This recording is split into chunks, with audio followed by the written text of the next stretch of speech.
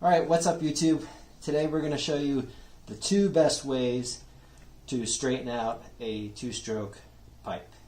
Now you can see here we have two pipes. This one was fairly new, but it got bashed in and I've already straightened it. And then this one still needs to be straightened. Now on these pipes there's typically two ways they get bent. One here is at the gooseneck, and you can see this gooseneck is bent. And that's the most typical way people will try and straighten out their pipe. So they'll take this pipe, you'll heat it up with MAP for propane, you'll heat up the neck, and then you'll spend a lot of effort trying to bend this gooseneck back out.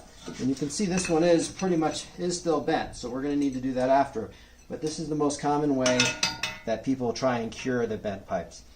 The second way, and what most people don't realize when they bend their pipes, is that the pipe actually gets smashed in this way. So it's not just the gooseneck, but actually this part of the pipe gets pushed in and it's no longer in this position.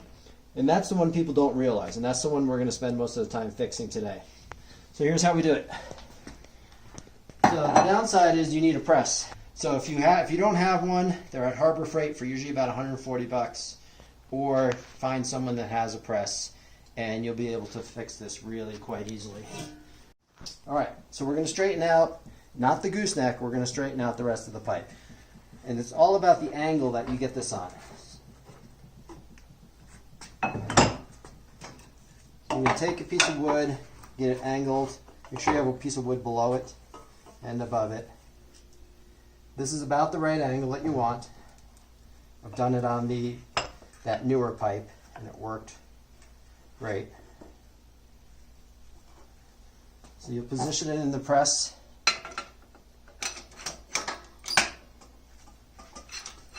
So now we got some pressure on it, and now you're going to see the pipe bend in the proper space. You don't even need heat when you're doing this.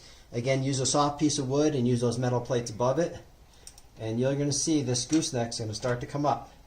The whole pipe is starting to bend.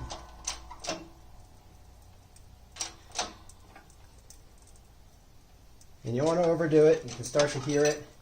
If you feel too much pressure, you don't want to smash the pipe. And we got a pretty good bend right there. And when you release, it's going to come back a little bit, but it doesn't come back all the way.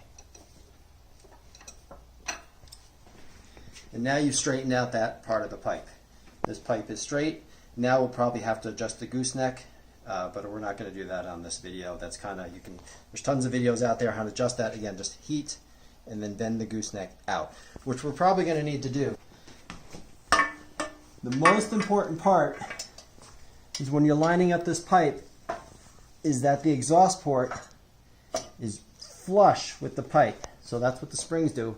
Hold it really flush, and then you can gauge from over here on the hanger whether you're close or not. If you see the pipe and the hangers off like this, that means the exhaust port is not going flush into the exhaust port with the expansion chamber. So when you get it just right, you're putting a lot of force on the gooseneck to make sure it's flush on the exhaust port, and then it'll line up relatively close to your hanger. And if you get that right, you'll see the pipe is relatively straight. It still might be bashed in a little bit. That's probably down here. You can also put it back in the press, straighten out from here to here to get it to pull out a little bit. So it's just a matter of playing with those 3 points. This is, I think, is the most important, which we put in the press.